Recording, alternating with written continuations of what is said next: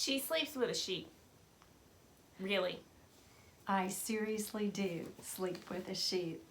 And the reason is the words of Jesus in John 10 says, "My sheep hear my voice and they follow me."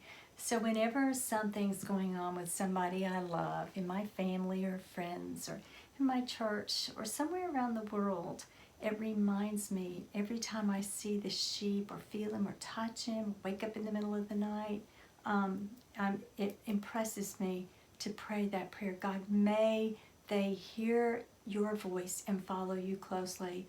Because see, our culture is inundated with sights and sounds and activities that seize our time and attentions. And our children, they're in public school and they're driven by education and athletic events and extracurricular activities.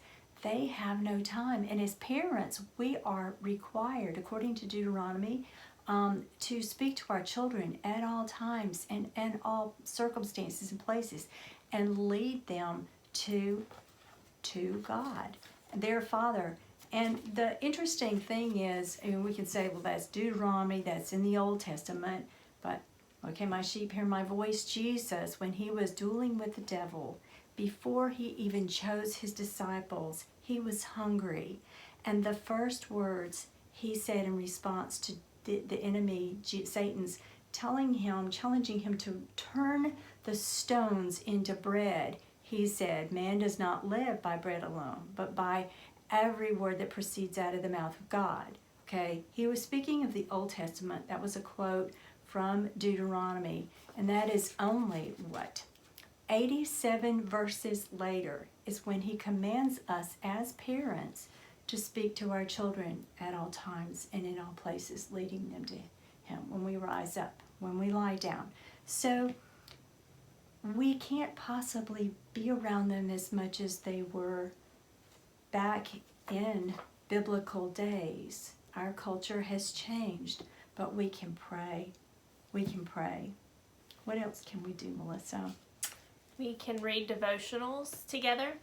And we really need to make church one of our highest priorities, because we have other speakers and other people speaking into our lives. And I cannot begin to consider what my life would be like. I know my marriage, I never would have survived, or my children's lives would have been like. But they thrive. They are thriving now because of, I can't raise them myself. I need all of these other people speaking and sowing seeds into their lives. And the more seeds that are planted into their hearts and minds, the more seeds that will bear fruit. But if we're not there, we can't even we're not having seeds planted in their hearts that can bear any fruit at all.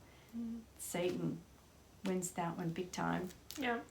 So. You can also post scripture throughout your house, in the backpacks, children's backpacks, and in their lunch boxes. You can write in their lunch boxes, may your favorite food be to do God's will. Just different things to encourage them throughout the day. So yeah, and so I pray our young people have big decisions to make. What to major in college, or what avenue to take in education, who they're going to marry, and they're inundated with these decisions at a very young age. So we need to pray.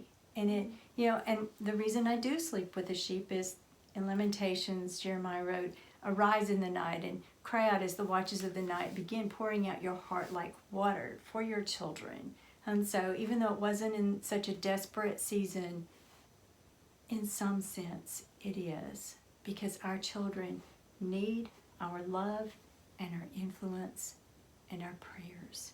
So every morning after sleeping with the sheep and waking up 20 times during the middle of the night to pray, may my children and your children follow Jesus. After Bible study, I put my Bible inside this nifty little basket, and I stack my sheep on top of them. This is one the grandchildren gave me, love it, and another one we collected along the way. The Lord's Prayer, "Thy kingdom come, thy will be done." And it's because we want, the sheep is the reason we do this is because we want God's will, not ours, to be accomplished in our lives and on earth in all things. Excuse me, little guy. Thank you. So, y'all, that's it. Squirrel.